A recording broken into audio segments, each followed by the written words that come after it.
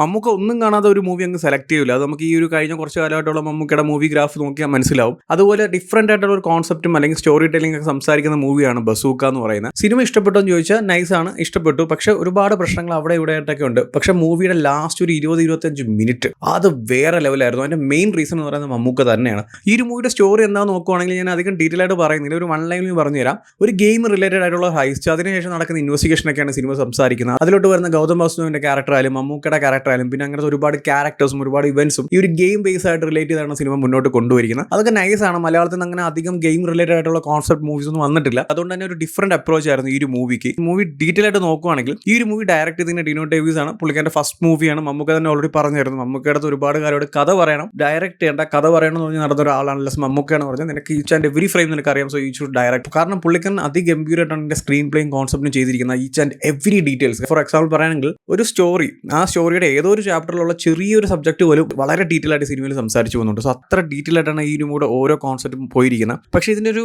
പ്രശ്നം എന്ന് പറയുന്നത് പ്രസന്റേഷൻ ഉണ്ടല്ലോ. ഈ കോൺസെപ്റ്റും കാര്യങ്ങളൊക്കെ അടിപൊളിയാണ്, വേറെ ലെവലാണ്. പക്ഷേ ഇതിൻ്റെ ഒരു പ്രസന്റേഷൻ ആൾക്കാരെ എങ്ങനെ കൺവേ ചെയ്യണം, എന്താണ് ഇത് പറയാൻ ഉദ്ദേശിക്കുന്നത്, അല്ലെങ്കിൽ ഇത് എങ്ങനെ കൊണ്ട് എത്തിക്കണം എന്നുള്ള രീതിയിൽ കുറച്ച് മൂവി ഡൗൺ ആണ്. അതായത് ഒരു വലിയ ഗ്രിപ്പായിട്ടുള്ള അല്ലെങ്കിൽ നമ്മൾ കണ്ടുകൊണ്ടിരിക്കുമ്പോൾ നമ്മൾ പിടിച്ചിരുത്തുന്ന ആ ഒരു സീറ്റ് വെച്ച് ത്രില്ലർ അങ്ങനെയൊന്നും സിനിമയുടെ ആ ഒരു ഫസ്റ്റ് ഹാഫിലോ സെക്കൻഡ് ഹാഫിലോ ലാസ്റ്റ് 25 അല്ലെങ്കിൽ പ്രീ ക്ലൈമാക്സ് വരെ ഇല്ല.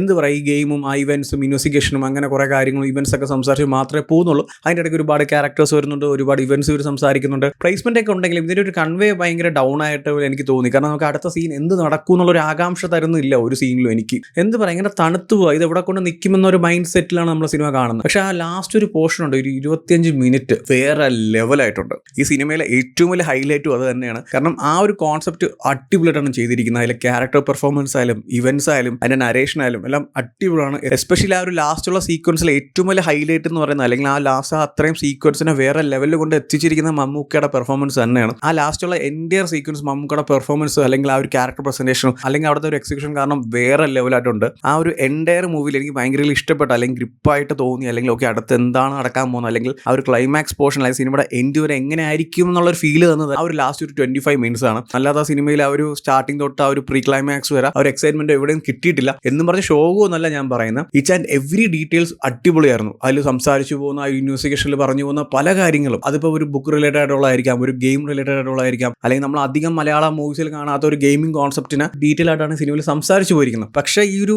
സ്ക്രീൻ പ്ലേയിലുള്ള കാര്യം വിഷ്വലി കൊണ്ട് എത്തിച്ചിരിക്കുന്നതിൽ കുറച്ച് ഡൗൺ ആണെന്നേ ഉള്ളൂ. അത്രേ ഉള്ളൂ പ്രശ്നം, വേറെ ഒന്നുമല്ല. അല്ലാതെ അതുവരെ ഭയങ്കര ബോർന്നോ അല്ലെങ്കിൽ അതുവരെ ഭയങ്കര ഷോകോ എന്നല്ല ഞാൻ പറയുന്നത്. ആ ഒരു ലാസ്റ്റ് 25 മിനിറ്റ്സിലുള്ള കൺവേ അല്ലെങ്കിൽ നമ്മൾ ആ ഒരു വിഷ്വലി നമ്മളെ പിടിച്ചിരുത്തുന്നുണ്ട്, ഗ്രിപ്പിംഗ് ആണ്, എല്ലാം അടിപൊളിയാണ്. ആ സ്ക്രീൻ പ്ലേയിൽ എന്താണോ ഉള്ളത് അതിനേക്കാളും അടിപൊളിയായിട്ട് വിഷ്വലി പുള്ളിക്കാരൻ പ്രസന്റ് ചെയ്തിട്ടുണ്ട്. പക്ഷേ ആ ഒരു ഫസ്റ്റ് ഹാഫും ആ ഒരു സെക്കൻഡ് ഹാഫിലെ പ്രീ ക്ലൈമാക്സിലുള്ള പോർഷൻസിലെ കാര്യങ്ങൾ ഡീറ്റെയിൽ ആയിട്ട് ഒരുപാട് പറയുന്നുണ്ടെങ്കിലും നമ്മൾ കൈയടിക്കാൻ അല്ലെങ്കിൽ നമ്മൾ വിസിലടിക്കണം അല്ലെങ്കിൽ വേറെ ലെവൽ ഓഫ് എക്സ്പീരിയൻസ് ആയിരുന്ന ഒരു കാര്യം മമ്മൂക്ക തന്നെയാണ്. അല്ലാതെ വേറെ ഒന്നും ആ ഒരു ഇത്ര ഏരിയയിൽ ഇല്ല. ആൻഡ് എനിക്ക് തോന്നിയ വേറൊരു കാര്യമാണ്, ഡിനോ ഡേവിസ് ഈ ഒരു മൂവിയിൽ സ്ക്രിപ്റ്റിൽ കുറച്ചും കൂടി ഡീറ്റെയിൽ ആയിട്ട്, അല്ലെങ്കിൽ ഇതുവരെയുള്ള സ്ക്രിപ്റ്റും സ്ക്രീൻ പ്ലേക്ക് അടിപൊളിയാണ്, വിഷ്വലി അല്ലെങ്കിൽ പ്രസന്റേഷനിൽ മാത്രം ഡൗൺ ആയത്. ഇത് വേറൊരാൾ ഡയറക്ട് ചെയ്തിട്ട് മൂപ്പര് കുറച്ചും കൂടി ആ ഒരു ഓരോ കാര്യങ്ങളും ഇങ്ങനെ ഡീറ്റെയിൽ ആയിട്ട് പോയിരുന്നെങ്കിൽ വേറെ ലെവലായിരുന്നു. ആ ഒരു ലാസ്റ്റ് 25 മിനിറ്റ് കിട്ടിയ ഒരു എക്സ്പീരിയൻസ് ആ ഒരു എൻ്റയർ മൂവി കിട്ടിയേനെ. ആൻഡ് മമ്മൂക്ക ഓൾവേസ് പിന്നെ പറയേണ്ട കാര്യമില്ല, സിനിമയുടെ സ്റ്റാർട്ടിംഗ് തൊട്ട് എൻഡ് വരെ മൂപ്പര് പൊളിയാണ്. അതെവിടെ ഏത് ഫ്രെയിം എടുത്ത് നോക്കിയാലും മൂപ്പരുടെ ലാസ്റ്റ് ഒരു 20-25 മിനിറ്റ് ഉണ്ട്. എനിക്ക് പറയണമെന്നുണ്ട്, പക്ഷേ പറഞ്ഞ സ്പോയിലായി പോകും. അത്